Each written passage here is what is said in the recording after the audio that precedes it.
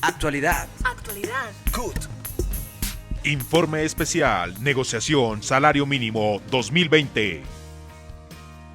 Las centrales obreras y las confederaciones de pensionados ratificamos nuestra solicitud de un salario mínimo de 1.000.000 de pesos, sumado el salario y el subsidio al transporte.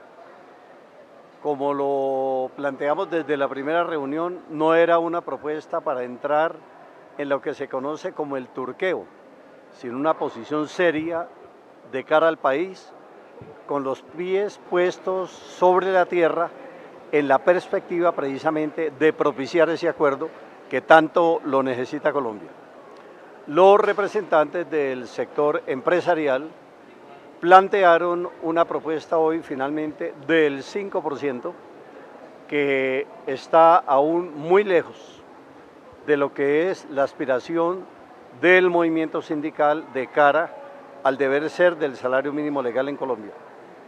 Hemos argumentado que la situación en que se debate la inmensa mayoría de la población, de quienes devengan el salario mínimo legal y de que quienes devengan inclusive por debajo del salario mínimo legal, que según el Banco de la República son aproximadamente 7.800.000 trabajadores, la situación no puede ser más precaria. Nosotros hemos hecho un llamado a la reflexión, a que se tenga en cuenta que es necesario ir elevando la calidad de vida de la clase trabajadora, que el salario mínimo ojalá se vaya aproximando más al deber ser de un salario mínimo de carácter vital.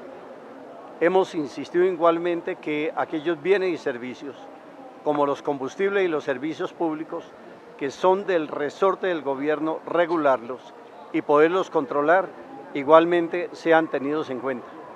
Y hemos insistido una vez más, como lo hiciéramos particularmente en el 2013, que los pensionados no paguen el 12% en salud, sino el 4%, porque esto es definitivamente un acto de justicia para con quienes se pensionan, y definitivamente las mesadas pensionales no son iguales a las que tenían como salarios durante su vida laboral. Nos han respondido que esto no es posible, nos han dicho que nosotros hemos llegado con una posición inamovible. Y nosotros queremos aclararle al país que no es inamovible llegar con una posición seria. Lo otro sería entonces ir a dinámicas en donde se pide el 12 o el 14 o el 20% para dar la sensación de que hubo un movimiento alrededor de esto. Una propuesta del 8% no es una propuesta que vaya a quebrar a ninguna empresa. Hemos hablado con muchos empresarios, hemos escuchado a muchos empresarios, como por ejemplo el propietario de Servientrega, como a don Mario Hernández, quienes reivindican que a la gente hay que darle capacidad de compra para que tenga capacidad de consumo. 30 o 32.000 pesos que puede hacer la diferencia en los bolsillos de un trabajador de salario mínimo significa sencillamente una proteína en la mesa, significa en un momento dado un par de zapatos o una camisa, es decir, nadie va a ir a depositar esa diferencia en los bancos en el exterior, sino que va directamente al consumo, de tal manera que hacemos un llamado. El próximo jueves vamos a sostener la reunión donde se van a sustentar el porqué, las razones por qué no se llegó a un acuerdo, y ahí escucharemos. Los hemos invitado a reflexionar, que vayan a misa el próximo domingo, no a que pidan perdón, pero sí para que reflexionen acerca de la necesidad de que la gente más pobre de este país pueda recibir un salario más digno. El gobierno y los gremios persisten en ese autismo frente al país. Entonces les ha parecido exagerado que estemos planteando el 1.000.000 de pesos para los colombianos de menores ingresos.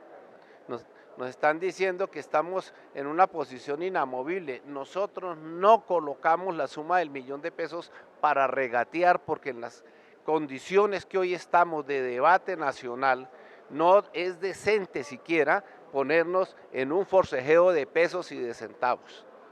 Pero además tenemos una diferencia profunda en la que el gobierno y los empresarios llegaron aliados, de que el único tema a discutir ahí en la mesa es el salario mínimo, tratando de evadir el debate de lo que nosotros hemos llamado que hay que congelar el precio de los regulados, es decir, de los combustibles y los servicios públicos principalmente.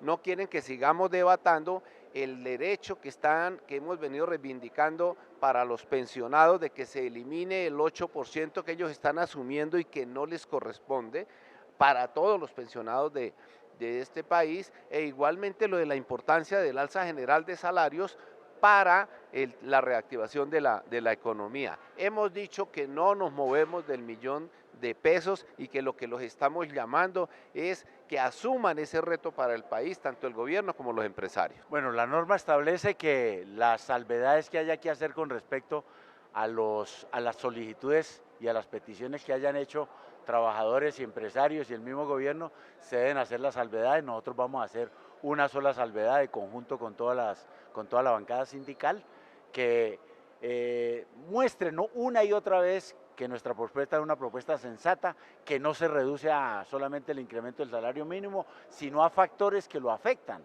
Porque nosotros podemos tener un buen incremento del salario mínimo, pero después en enero viene la cascada de alzas y con eso se comen el poco incremento que hayamos tenido. De tal manera que nosotros vamos a insistir en esos otros términos del congelamiento de los servicios públicos y los combustibles, que afecta a toda la población, adicionalmente que se le cumpla a los pensionados, y esas serán nuestras salvedades.